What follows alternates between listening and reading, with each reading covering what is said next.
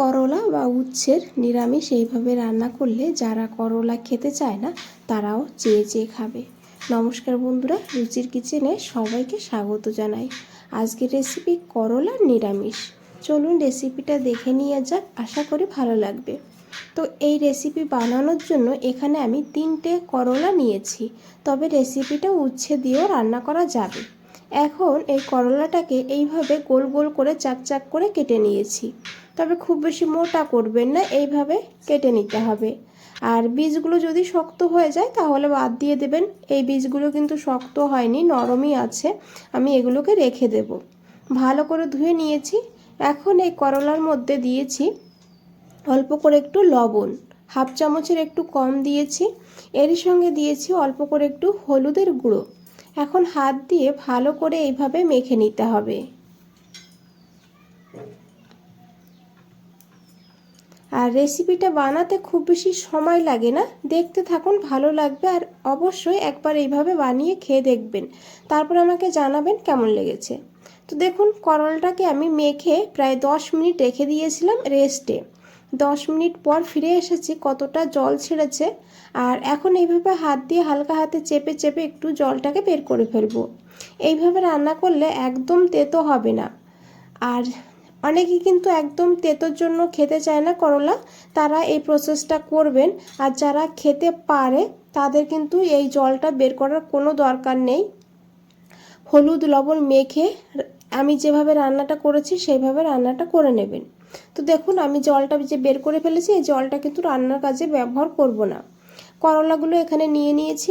আর এখন এখানে দিয়েছি অল্প করে একটু জিরের গুঁড়ো, অল্প করে একটু লঙ্কার গুঁড়ো, আর দিয়েছি 1 চামচ বেসন। তো আপনারা যদি জলটা বের করতে না চান তাহলে হলুদ লবণ জিরের গুঁড়ো লঙ্কার গুঁড়ো বেসন দিয়ে ভালো করে মেখে নেবেন, জলটা বের করার দরকার নেই। আর এখন এইভাবে হাত দিয়ে ভালো করে মেখে নিতে হবে। তো দেখুন বন্ধুরা, বেসন আর মশলাটা ভালোভাবে করলার গায়ে লেগে গিয়েছে। এখন এটাকে সাইডে রেখে দিতে হবে। আর এদিকে দেখুন, আমি একটা মশলা বানাবো, তার জন্য একটা বাটির মধ্যে অল্প করে একটু চীনাবাদাম নিয়েছি। বাদামটাকে হালকা ড্রাই রোস্ট করে খোসাটাকে তুলে নিয়েছি। এখন এই বাদামের মধ্যে দিয়েছি 2 চামচ সাদা তিল। এরই সঙ্গে দিয়েছি 1 চামচ হলুদ বা সাদা সর্ষে, তবে হলুদ সর্ষের পরিবর্তে এখানে আপনারা হাফ চামচ কালো সর্ষেও নিতে পারেন। এখন দিয়ে দেবো অল্প লবণ, যেহেতু অল্প মশলা তাই অল্প করে একটু লবণ দিলে মশলাটা একদম মিহি করে পেস্ট করা হবে। আর এখন দিয়েছি এখানে 2টো কাঁচা লঙ্কা, তবে ঝাল আপনারা আপনাদের প্রয়োজন মতো নিয়ে নেবেন। এখন এই মশলাটাকে একটা মিক্সার গ্রাইন্ডারের মধ্যে দিয়ে প্রথমে শুকনো অবস্থায় গুঁড়ো করে নেব, লঙ্কাটাকে পরে দেব। আর তারপরে একটু এইভাবে গুঁড়ো হয়ে গেলে তারপরে দিয়ে দিতে হবে লঙ্কা, ঝালটাকে দিয়ে দিতে হবে। এইভাবে বেটে নিলে মশলাটা কিন্তু একদম স্মুথভাবে বাটা হয়। আর বন্ধুরা, এই রেসিপির জন্য মশলাটাকে একদম মিহি করে বেটে নিতে হবে। এখন এখানে দিতে হবে কাঁচা লঙ্কা, আর দিতে হবে একটু জলটাকে দিয়ে আবারও একদম মিহি করে পেস্ট করে নেব। এইভাবে মশলাটাকে বেটে অন্তত 10 মিনিট আগে রেখে দেবেন রান্নার।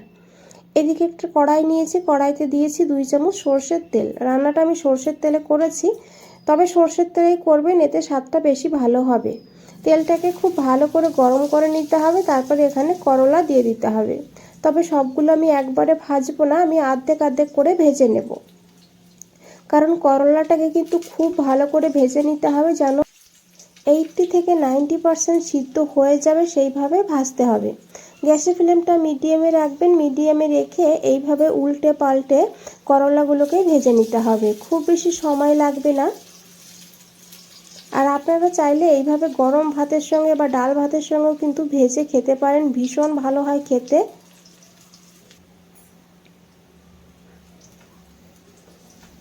তো দেখুন বন্ধুরা, এখানে করলা ভাজা হয়ে গিয়েছে, এইভাবে ভালো করে ভেজে নিতে হবে। এখন এই করলাগুলো তুলে নিতে হবে, আর একইভাবে বাকি করলাগুলোও কিন্তু এখানে ভেজে নিতে হবে। আর রেসিপিটা দেখতে থাকুন, ভালো লাগবে। ভালো লাগলে অবশ্যই একটা লাইক করে দেবেন, চ্যানেলটাকে সাবস্ক্রাইব করে পাশে থাকবেন। ফেসবুক থেকে দেখলে পেজটাকে ফলো করে দেবেন, আর কমেন্টসে জানাবেন কেমন লেগেছে। আর এইভাবে যদি বানিয়ে না থাকেন অবশ্যই একবার বানিয়ে দেখবেন, তারপর আমাকে জানাবেন। সব করলা আমি এখানে ভেজে তুলে নিয়েছি। তো কড়াইতে আমি আরও 2 চামচ তেল দিয়েছি। তেলটাকে খুব ভালো করে গরম করে নিতে হবে। তারপরে দিতে হবে অল্প করে একটু কালো জিরা। দিয়েছি এখানে 2টো চেরা কাঁচা লঙ্কা। এখন এই পোড়কটাকে ভালো করে একটু ভেজে নেব। আর তারপরে এখানে সেই বেটে রাখা মশলাটা দিয়ে দিতে হবে, যেটা বাদাম আর সাদা তিল একসঙ্গে বেটে রেখেছি, সেই মশলাটা দিয়ে দিয়েছি। অল্প করে একটু জল দিয়েছি।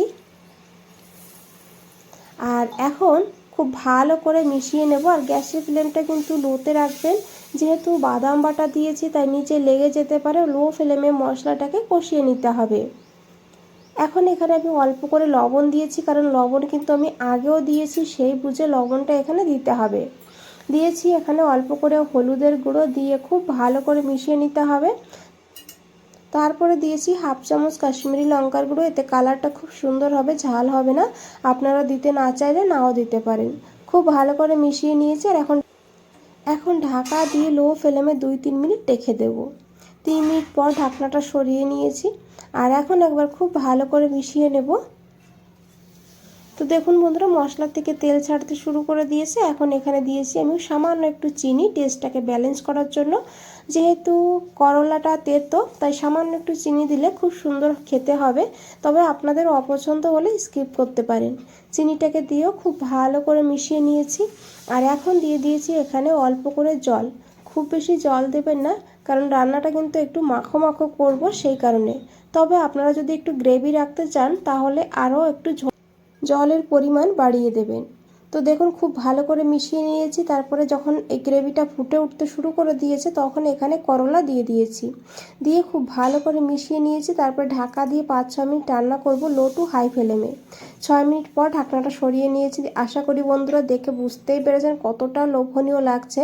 খেতেও কিন্তু দুর্দান্ত। একবার হলেও বানিয়ে দেখবেন, তারপর আমাকে জানাবেন কেমন লেগেছে। বন্ধুরা আজ তাহলে এই পর্যন্তই। ফিরে আসছি নতুন কোনো রেসিপি নিয়ে। ভালো থাকবেন, সুস্থ থাকবেন। ধন্যবাদ সবাইকে।